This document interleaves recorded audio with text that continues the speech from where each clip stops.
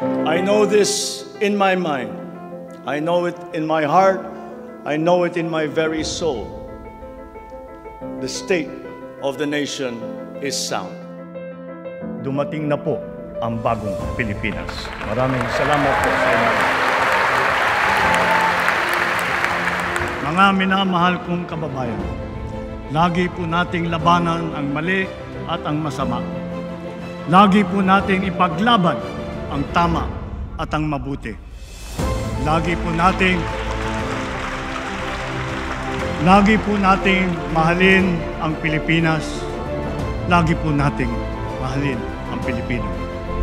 Sa tatlong State of the Nation Address o SONA ni Pangulong Ferdinand R. Marcos Jr., iba't ibang usapin hinggil sa napagtagumpayan, nakamit at mga hangarin pa ng administrasyon ang kanyang ibinahagi. Ngayong Hulyo, mayroon muling panibagong accomplishment report ang punong ehekutibo. Pero ano-ano kaya ang kanyang bibigyang linaw at ibabahagi sa kanyang ika-4 na SONA? Kayo, ano sa tingin nyo? Taong bayan, lahat ng nasa kani-kanilang tahanan, mga nasa loob ng opisina at mga nasa paaralan, nasa kalsada ka man o nakatutok lang sa harapan ng screen, kayo, ano sa palagay nyo? Nitong mga nagdaang taon, hindi matatawaran ang lakas ng boses ng bawat mamamayan, hindi lang nadinig, kundi dumagundong ang buong bansa sa iisang panawagan, pagbabago.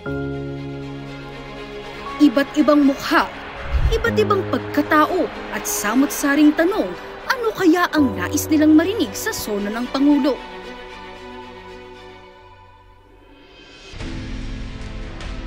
May pag-asa pa po bang bumaba pa ang presyo ng mga bilihin?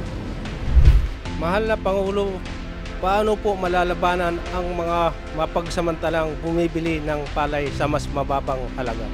Mahal na Presidente, aabot po ba ang 20 pesos sa 1 kilong bigas dito po sa Barangay Commonwealth? Meron ring katanungan tungkol sa kanilang seguridad sa social media platforms. Ilang beses na ako nabibiktima ng peking videos na yan. Paano ba masusolusyonan ang pamahalaan yan? Paano ba malalabanan ang pagkalat ng fake news? Nariyan din ang mga tanong kaugnay sa kinabukasan ng kanilang mga anak. Mahal na Pangulo, ano pa pong plano niyo sa education sector? At syempre, meron ring say ang mga mag-aaral. Mr. President, kamusta na ba ang pre-internet access sa iba't ibang paaralan? Paano ma-integrate yung AI sa aming pag-aaral? Tagulan na naman, paano na kaya maging sistema ng pasok namin? Magiging madali ba para sa akin bilang isang graduating student na maghanap ng trabaho? Yung job security po sana and yung upskilling ng workforce. Meron ding nais marinig ang mga kababayan nating motorista. Maayos na po ba ang traffic na sa kalsada? Bilang motorista, mapapalaki pa po ba ang motorcycle lane? May pag-asa ba kay Pangulong Bongbong Marcos na bumaba ang petrolyo? At sa side ng mga commuter? Kailan po matatapos ang mga mass transit projects? May pagpapatuloy ba ng gobyerno ang libre sakay program na pabor sa mamamayan Pilipino? Marami pang tanong, marami pang nais malaman. Ang taong bayan, lahat ng yan, bibigyang linaw at sasagutin ni Pangulong Ferdinand R. Marcos Jr. Lahat ng sektor, sisiyasatin, lahat ng pang-araw-araw na problema ay lulutasin. Mula sa simpleng hangarin, titindig ang Pangulo sa harap ng milyong-milyong Pilipino, mga Pilipinong may tinig at may pakialam. Ikaw, ano pang inaasahan mong marinig mula sa Pangulo?